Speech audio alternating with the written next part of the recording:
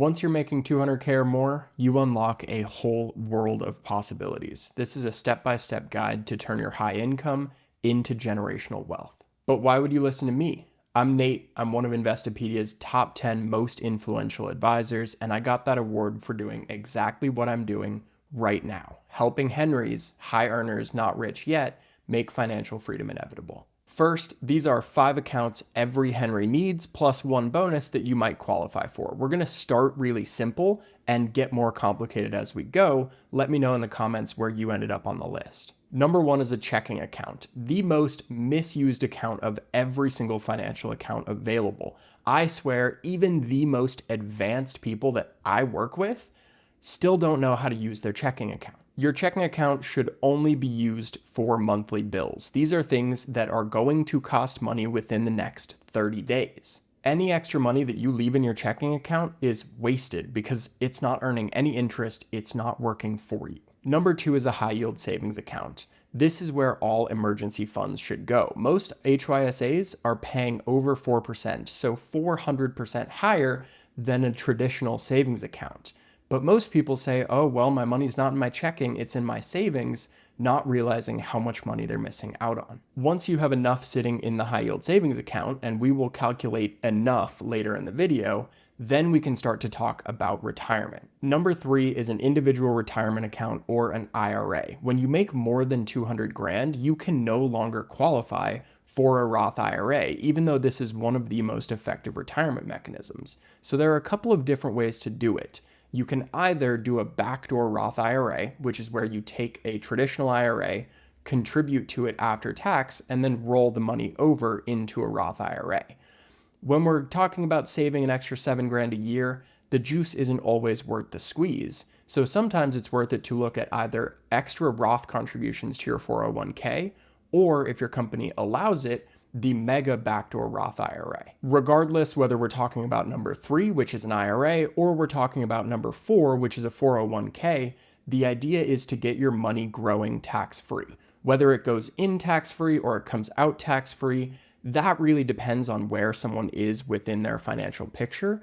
The number 1 priority is to have it growing tax-free, because when that happens, on average, it's an additional 2% investment return just because taxes weren't involved. That becomes really important later. And of course, if your employer offers a 401k match, you are giving up free money by not contributing. So even for people who are in the camp that 401ks are bad, I don't think anyone is in the camp that free money is bad. And number 5 is a taxable brokerage account. And most people have these, but they don't have an intention for that money. This is the way that I structure it when I'm working with a client. The high yield savings account is very short term. We're talking about 3 to 6 months. The checking account is even shorter. We're talking about 30 days or less. Then we get into this weird gap where retirement is still a long ways away, but we have goals we know we want to hit in that time period. This is where the taxable brokerage account comes into play. This can be home deposit. This can be paying for a kid's school. This can be going on additional vacations or just building an additional passive income stream.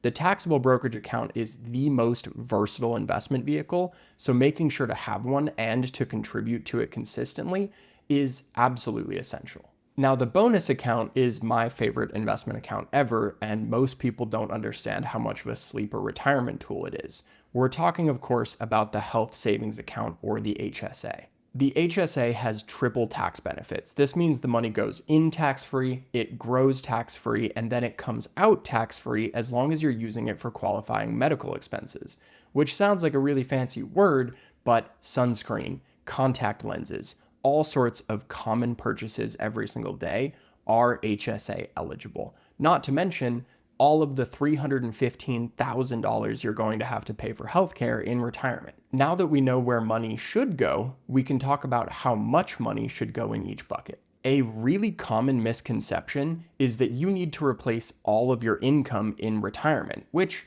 makes sense on the surface, but if you're paying 20%, or in your case, as much as 32% in taxes, and then you're also saving 20% of your income, you're really living off of half of what you make. So to figure out how much you're going to need in retirement, we're not going to work off of your income, we're going to work off of your expenses. And this is why not everyone making $200,000 is created equally. Some people have a huge gap between what they spend and what they make. Some people have no gap at all. They might as well be making 60K or 70K for the amount that they can actually do with their money. I threw out the number 315K when I was talking about healthcare. Well, that's what Fidelity estimates healthcare costs for the average retiree. Some of you might know you're going to have additional conditions that need to be addressed. Some of you are very healthy and will have lower expenses. We're going to use this as the average for everyone. So this means that within your HSA or within a taxable brokerage account, you're going to need to save $315,000 for healthcare. Retirement accounts should cover your MVR. MVR is your minimum viable retirement. People always make the mistake of saving everything into their 401k or saving nothing into their 401k, both of which are incorrect. Your MVR are all of your baseline expenses, the things that simply need to be paid. They are never optional. We also don't include Social Security in this estimate because we have no idea what's going to happen to Social Security in the next 30 years. So we want to take control of our retirement and our financial freedom. We don't want to hope for a paycheck later. Now I get to talk about a really easy rule of thumb to calculate how much you're going to need in the future. You take the expense that you need to pay for and you multiply it by 25. When you do that, you figure out, okay, I'm going to have X amount of money that I never need to touch. The interest and the dividends and the growth of that money are going to pay my expense forever. So when we're talking about minimum viable retirement, you just have to take your fixed expenses and multiply them by 25. That is the amount you should have in your retirement accounts by the time you retire. But you don't want to just have your fixed expenses. We're not talking about minimum viable. We're talking about financial freedom, the ability to live a life that you've earned. So we need to have the discretionary expenses in there as well. These expenses are the optional ones. These are the ones where you're going on vacation, you're paying for a grandkid's school. These are the things that we think about as lifestyle expenses, right? Even though technically your rent is your lifestyle expense, this is what I will be calling lifestyle expenses. When we look at a cash flow analysis, we look at the fixed expenses and then we look at the lifestyle expenses.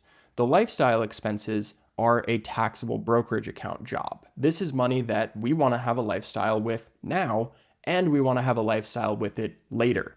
So we don't want to lock it up until we're 60. We want to be able to live that lifestyle on an ongoing basis. That's why we choose taxable instead of saying, well, we should probably just put everything away for retirement and hope we can do the things that we love when we're old. So to sum all of that up, let's say that your basic fixed expenses are $60,000. Okay, we know we need $1.5 million in order to retire, but there's a problem with that. We forgot about inflation, right? So what we could do is we could increase that 1.5 million to adjust for inflation. I'm going to do something different where I'm actually going to change your estimated investment returns to account for inflation. So for example, if you can get 9.3% on average on your investments, really you're only getting 6% because the long run average of inflation has been 3.3%.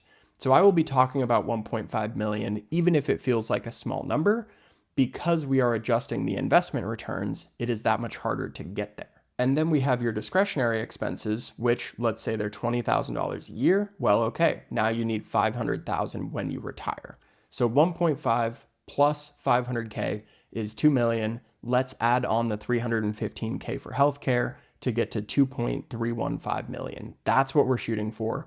That is our fuck you number. I'm going to tell you something really scary, and then I'm going to explain how we make it doable. Because if you start at 30 and you have $0 in any accounts and you need to get to that number by age 55, you're going to need to save $3,340 every single month. Now you're probably saying, this is hopeless. There's no way I'm going to get from here to there. And I understand, but it is possible. Let me show you. If you can raise your investment returns from 6% adjusted for inflation to 8% adjusted for inflation, you now only have to contribute $2,434 per month. We made it from impossible to starting to look probable, but we can do more. If you get a 3% employer match on a 401k, now you only have to contribute $2,059. So now we're down below 20% of salary. We're starting to be within the realm of reason. If you use your employer's wellness program, which most people might not even know that they have, even though 80% of employers have them, you can get cash bonuses, you can get free gym memberships, or you can get reductions to your medical premium simply for doing things like going to the doctor, which we should be doing anyways, because $315K just for health insurance or just for healthcare sucks. And they might even do something like match your HSA contribution. All of these tiny little optimizations to the financial plan take financial freedom from being borderline impossible to being borderline inevitable. If you learned something today, make sure to hit like and follow, and I will see you in my next video.